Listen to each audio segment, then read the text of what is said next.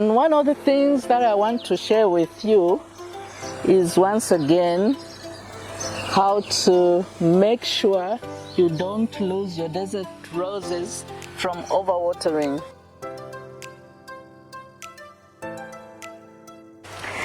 I'm standing next to one of my oldest desert roses. This one was in the ground in the garden.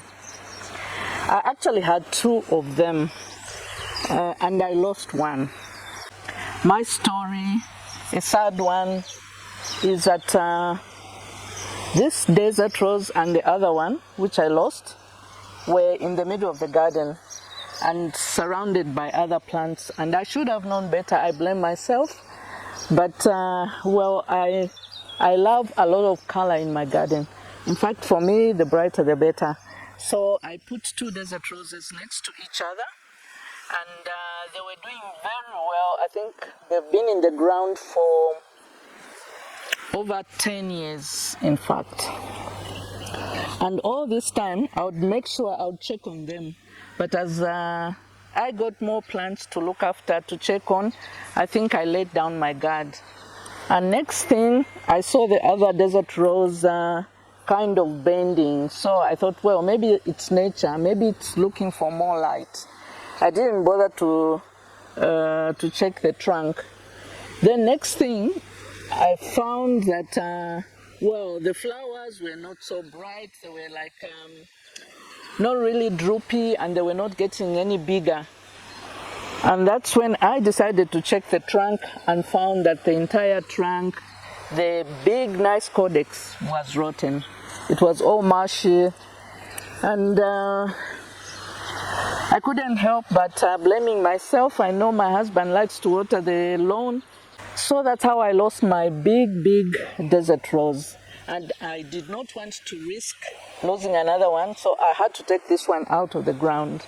It was a big job because the roots had gone deep. I took it out, washed it, and I decided to prune it up a bit. And also the codex had to have some character, kind of. So I had to cut some roots, especially that I just lifted it out of the ground. You note that when you put a desert rose in the ground, the roots, some of the roots don't really go deep. What goes deep is the tap root. That is what is going to make you dig much deeper. But otherwise, the important roots, the ones that make the food, are much nearer to the surface. And for me to give it that look, I had to cut these roots, which were much nearer the surface. So this is, all these are wounds which I inflicted on the desert rose. And I'm not quite sure if I'm happy with what I did, but this was what I could do in order for me to clean it up. And what you see now, which looks like paint, is actually not paint. This is fungicide. I did not use cinnamon. This is faster because I just make a paste and I take a paint brush and I paint over the wounds. Whereas cinnamon, I would have had to use maybe a whole bottle, and then the application itself is a bit it makes the work more tedious. And the paintbrush is much faster, and I make sure that I don't miss any wound.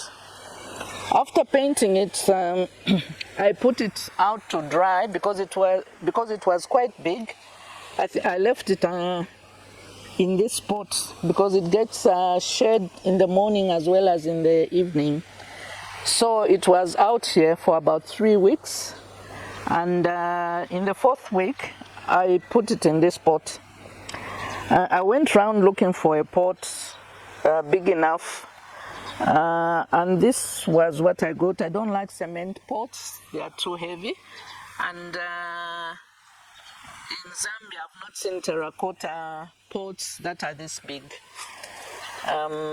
So this is the biggest that I could find.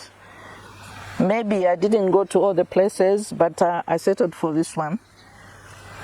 And when I potted it, I didn't water it immediately. I just put a little bit of water on top, which didn't go down the pot. And I left it in this spot, and it has been in this spot for about almost a month now. And I'll move it probably to the new nursery in another 1 month. I don't want it to fall over. I want it to get used to the spot. I want the roots to start producing new roots before I can take it out. So I do not regret taking this one out. I just regret that I lost the biggest desert rose that I had on this farm. The biggest out of all the desert roses that I had, I lost that one. So now I'm looking at this one to be my firstborn amongst the desert roses. I would like everybody, those people that have desert roses in their gardens, to take note, to look after them, to always check them, to make sure that you are not putting too much water.